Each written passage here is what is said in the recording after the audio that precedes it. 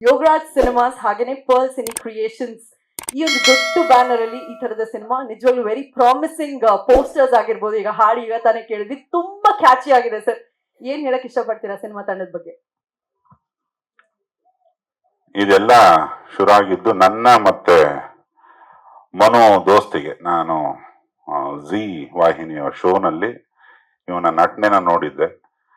ಅಲ್ಲಿ ಸುಮಾರು ಹೊತ್ತು ಡಲ್ಲಾಗಿ ಇದ್ರೆ ಬಂದು ಏನೋ ಒಂದು ಮ್ಯಾಜಿಕ್ ಮಾಡಿ ಎಬ್ಸ್ ಕೂರಿಸ್ಬಿಡೋನು ಶೋಗಳನ್ನ. ಅವತ್ತಿಂದ ಅವನಿಗೊಂದು ಮಾತು ಹೇಳಿದೆ, ನಿನ್ ಸಿನಿಮಾ ಬಾಡಿ ಕಣ ನೀನು, ತುಂಬಾ ಅಂದ್ರೆ ತುಂಬಾ ಲೋಕಲ್ ಘಮ ಇದೆ, ಒಂದು ಘಮಲಿದೆ ನಿನ್ನಲ್ಲಿ, ತುಂಬಾ ರೂರಲ್ ಆದಂಥದ್ದು ಏನೋ ಒಂದು ಹ್ಯೂಮರ್ ಇದೆ ನಿನ್ ದನಿ, ನಿನ್ನ ಆಕಾರ.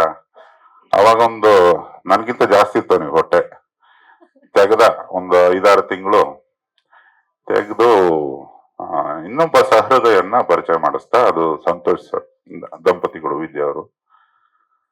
ಇವರು ಎಂಥ ಸಜ್ಜನರು ಅಂದ್ರೆ, ಈ ಟೀಮಿಗೆ ಕರೆಕ್ಟ್ ಆಗಿ ಒಬ್ಬ ಸಂಗೀತ ನಿರ್ದೇಶಕ ಬೇಕಂದ್ರೆ ನಾನು ಕಂಡ ಅತ್ಯಂತ ಸಜ್ಜನರಲ್ಲಿ ಒಬ್ರನ್ನೇ ಕೊಡಿಸ್ಬೇಕು ಇವರಿಗೆ ಅಂತ ಮನೋಜ್ ಸರ್ ಹತ್ರ ಹೋದೆ. ಈಗ ನನಗೆ ಮನೋಜ್ ಸರ್ಗೆ ಈ ಹಾಡು ಓದಿದಾಗ ಅಥವಾ ತಮಟೆ ಹೊಡೆದಾಗ ಅವ್ರ ರಿಯಾಕ್ಷನ್ಸ್ ಅನ್ನೇ ನೋಡ್ತಿದ್ದೆ ನಾನು. ಇದು ಏನು ಅನ್ನೋದೇ ಬಗೆಹರಿತಿಲ್ಲ ಈಗ ಅಂತ ಕಾಣ್ತದೆ ಅಲ್ವಾ ಸರ್?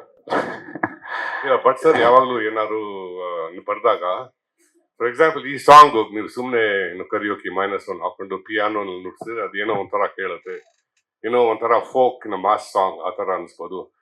ಬಟ್ ಸರ್ ಯಾವಾಗ್ಲೂ ಇದು ಯಾವಾಗ್ಲೂ ಆಗತ್ತೆ, ಸಾಹಿತ್ಯ ಬರೆದ ಮೇಲೆ ಆ ಸಾಂಗ್ ಇನ್ನೊಂದು ಫ್ಲೇವರೇ ಹೊಟ್ಟೋಗ್ಬಿಡುತ್ತೆ, ಅದು ಇನ್ನೊಂದು ಡೈಮೆನ್ಷನ್ ತಗೊಂಡ್ಬಿಡುತ್ತೆ. ಇದಕ್ಕೂ ಹಂಗೇನೆ ಆಯ್ತು.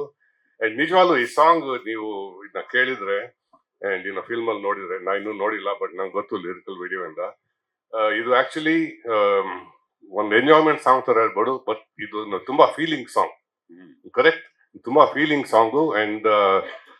ಅಂಡ್ ಯಾರೋ ಹೀರೋ ಇರ್ತಾರೆ, ಅದ್ರ ಬಗ್ಗೆ ತುಂಬಾ ಲೈಟ್ ಹಾರ್ಟೆಡ್ ವೇನಲ್ಲಿ ಅವ್ರು ಹೇಳಿರೋದು.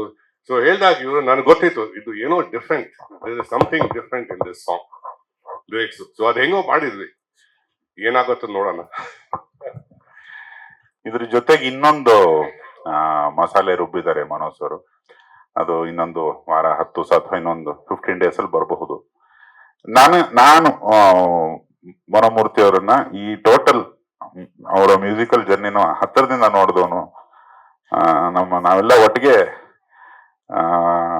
ಮುಂಗಾರು ಮಳೆ ಮಾಡೋ ದಿನಗಳಿಂದ ಇದುವರೆಗೂ ಒಂದು ಆಲ್ಮೋಸ್ಟ್ ಒಂದು ತಿಂಗಳಿಗೆ ಒಂದ್ಸತಿ ಸಿಗ್ತೀವಿ. ಏನೋ ಒಂದು ಅವಿನಾಭಾವ ಸಂಬಂಧ ಮೂರ್ತಿ ಸರ್ ಅಂದ್ರೆ.